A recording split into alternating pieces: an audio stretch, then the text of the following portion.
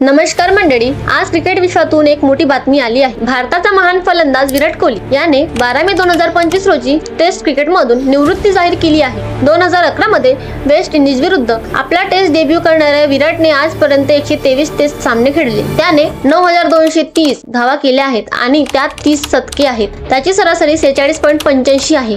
हे त्याच्या सातत्यपूर्ण कामगिरीचे प्रमाण आहे। विराटने आपल्या निवृत्तीच्या घोषणेत लिहिलं, ही 14 वर्षाची टेस्ट क्रिकेटची वाटचाल माझ्यासाठी एक साधना होती। या खेळाने मला घडवलं, शिकवलं आणि आयुष्यभर पुरेल अशा गोष्टी दिल्या। ही घोषणा इंग्लंड विरुद्ध होणाऱ्या कसोटी मालिकेपूर्वी आली आहे। विराटच्या निवृत्तीनंतर भारतीय संघाला मोठा धक्का बसला आहे। अलीकडेच रोहित शर्मा यानेही टेस्ट क्रिकेटमधून निवृत्ती घेतली आहे। आता लक्ष आहे शुभमन गिल, ऋषभ पंत यांसारख्या नव्या खेळाडूंवर। विराट फक्त फलंदाज नव्हता, तो एक प्रेरणादायक कर्णधार होता। त्याची फिटनेस सोबतची तडाव, आक्रमकता आणि संघाला जिंकण्याची भूक ह्या गोष्टी त्याला वेगळं बनवतात। त्याच्या नेतृत्वात भारताने परदेशात कसोटी विजयाची नोंद केली। तुमच्यासाठी विराट कोहलीचा सर्वात संस्मरणीय टेस्ट क्षण कोणता आहे?